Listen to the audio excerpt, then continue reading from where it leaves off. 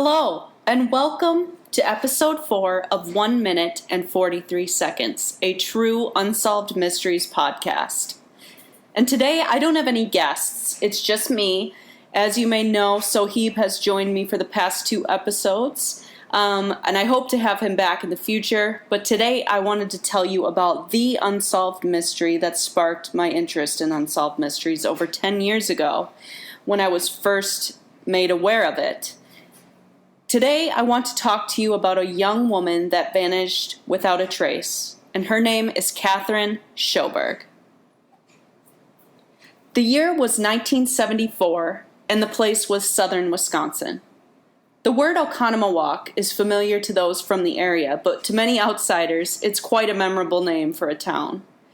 In 1974, Oconomowoc High School was holding their prom on the night of June 4th. Cathy Sjoberg was a junior that year, and she would be in attendance. At 17 years old, by all accounts, she was a happy young woman with a bright future.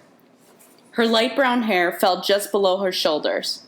She had striking green eyes and a face full of freckles.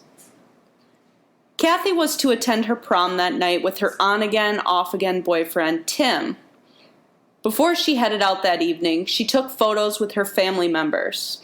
Dressed in a light blue gown with pink and brown trim, a corsage, and a gold necklace, it was clear that Cathy was ready for the occasion. Sadly, these photos would mark the last moment that Cathy's family would ever see her again.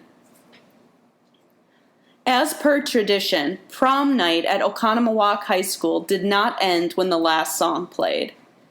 The celebrations would continue at an after-party at a dance hall called the Concord House, in the nearby small town of Concord, Wisconsin, about 7 miles southwest of Oconomowoc.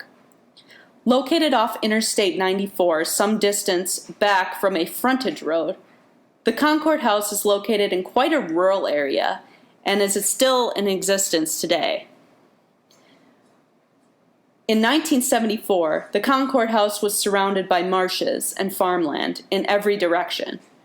And if you weren't attending an event there, it would be but a mere blip on a map for passers-by, despite a small town center about a mile west from the venue. At some point during the night, in the early morning hours, roughly around 3 a.m., Cathy and her boyfriend Tim got in an argument. I haven't been able to find out what caused this argument, but Cathy stepped outside into the night to cool off, but she never came back. Cathy's boyfriend Tim assumed that she left with her friends as she had planned to stay the night with them. But there was some misunderstanding, as her friends thought she was leaving with Tim. Whether it was fatigue, a miscommunication, or influence of any other substances, Cathy's departure did not immediately raise eyebrows. Cathy's mother, Ruth, didn't worry about her daughter immediately either. As far as she knew, Cathy was going to spend the night with her friends.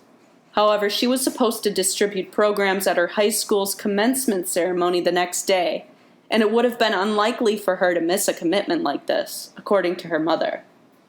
Furthermore, Cathy was supposed to be the maid of honor in a wedding later that summer for a family member. This solidified Ruth's belief that her daughter would not run away. She just didn't come home and didn't come home, Cathy's sister Wendy Tesh told today's TMJ4 in 2012. Ground and aerial searches of the area around the Concord House turned up no sign of Cathy. Police also thoroughly investigated her boyfriend, Tim.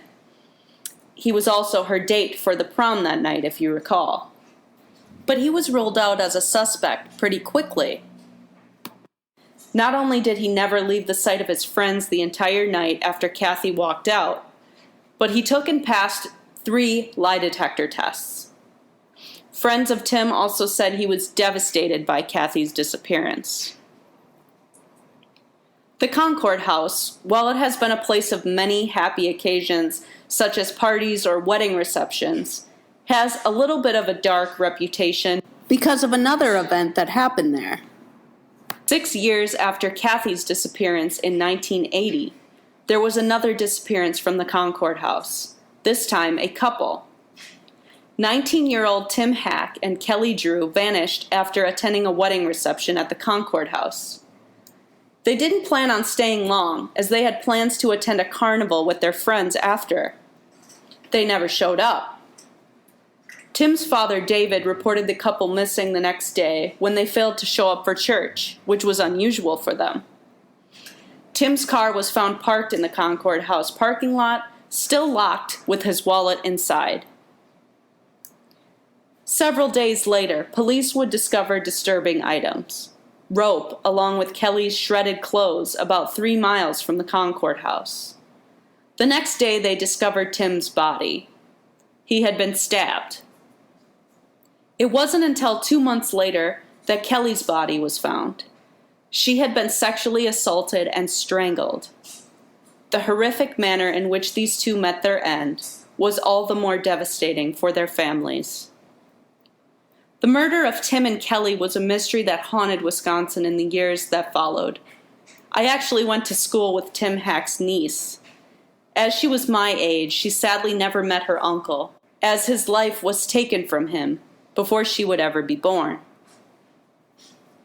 In 2009, almost 30 years after the couple was murdered, Edward Wayne Edwards was arrested after DNA matched bodily fluids found on Kelly's pants to him. He later confessed to assaulting Kelly and murdering the couple. He had been working as a handyman at the Concord House at the time of the crime. He had murdered another couple in 1977 in Ohio, Billy Lavaco and Judy Straub. He also murdered his 25-year-old unofficially adopted son, Danny Boy Edwards, in 1996. Edwards was sentenced to death but died in 2011 from a number of health problems in prison before he was executed. The arrest of Edward Edwards provided closure for the Hack and Drew families, and also a glimmer of hope for Kathy's family.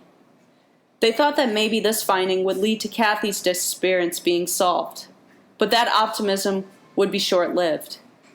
Edwards was not even in the state of Wisconsin in 1974, and therefore ruled out as a suspect, bringing the investigation into Kathy's disappearance, which was already a cold case, back to square one. Kathy's disappearance is truly one that could be described as her disappearing without a trace. For that summer after she vanished, the only evidence, and I use that term loosely, were reported sightings of Kathy, some as far as California. Sadly, these leads were all checked out and all determined to be unfounded. There in one instant and gone the next, almost as if she never existed. But she did exist, and she left behind a hole in the lives of her family and friends. What happened to Kathy that night in 1974? One of the theories that circulated as a rumor amongst Kathy's peers was that she perhaps wandered into some marsh and found herself in deeper water than she anticipated. Remember, the area surrounding the Concord House in 1974 was very rural. This theory follows the notion that Kathy drowned. But let's remember that she was all dressed up that night in her prom outfit, which included high-heel shoes. Her making the decision to go on a walk in this kind of rough terrain while not dressed for the occasion seems far-fetched. Then again, she was said to be angry, and people don't always think rationally when they're angry. Still, I think it's a little too far-fetched that Kathy would wander off in the dark, in a marsh, in her nice clothes. But it is still possible, I suppose. Another popular theory in Kathy's case is that she attempted to hitchhike back to Sullivan, where she lived. As I mentioned earlier, the Concord House is located in the middle of nowhere, but the interstate runs right by it. If you travel on the interstate west, you'll eventually reach Madison, the state capital, and east, you'll reach Milwaukee, the largest city in the state of Wisconsin. As sad as it is to think about, someone with nefarious intentions could have spotted Kathy and offered her a ride and taken her anywhere they wanted, near or far. In fact, if someone did abduct Kathy that night, he or she could have been states away before dawn, and before anyone would have noticed that Kathy was missing. Sadly, if I were to make a guess about what happened to Kathy, I would say that she encountered the wrong person while trying to hitchhike. I do know that hitchhiking was more common in the 1970s than it is today, so I think it's possible that Kathy may be tired and frustrated after her fight with her boyfriend, wanted to get home as quickly as possible, so she thought maybe she could get a ride by hitchhiking on Interstate 94. I definitely don't personally believe that Kathy's boyfriend Tim was responsible for this disappearance. Like I mentioned earlier, Tim never left the sight of his friends, and by all accounts was devastated when Kathy disappeared. The fact that he passed 3 polygraph tests really just tells me that they got in a fight, and while that's unfortunate, I really don't think he had anything to do with it. Kathy's mother, Ruth, held a memorial service for her daughter in 1995, nearly 21 years after her disappearance. As of today, it has been 46 years since that night in 1974, and the questions still outnumber the answers by a large margin. If alive today, Kathy would be 63 years old, perhaps with kids of her own, maybe even grandkids. She would have gone on to finish school, probably got a degree. And it's just so heartbreaking that Kathy's future was taken from her. At this point, as that fateful night in June of 1974 fades further and further into the past, it's unlikely that Kathy's disappearance will be solved without someone coming forward. At the time of her disappearance, Kathy was 5 feet 5 inches tall and 115 pounds. She had green eyes, freckles, high cheekbones, and pierced ears. She had light brown hair.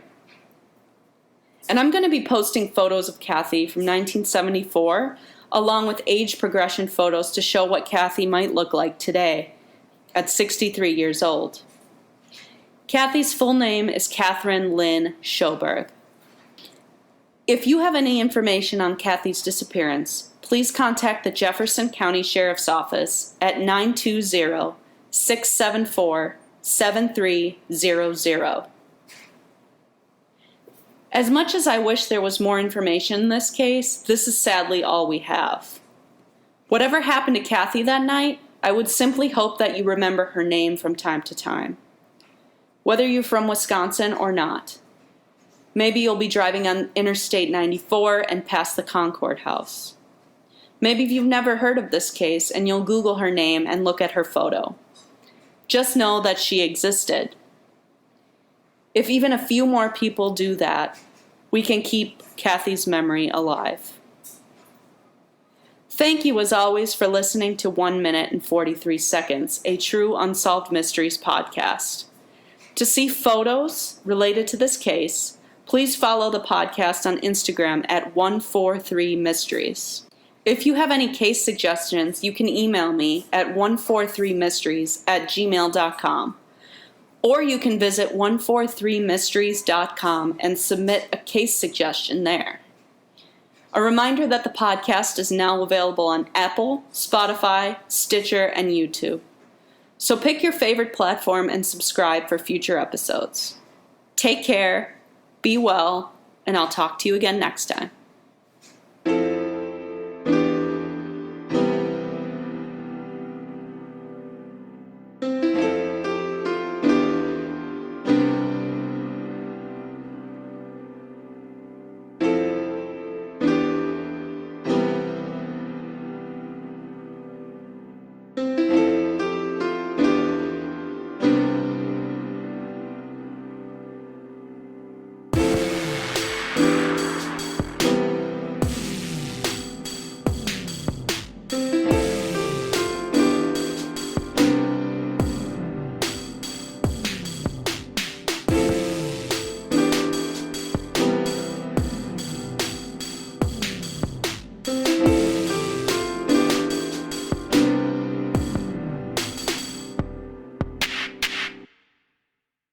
This podcast has been approved by Skipper the Cat.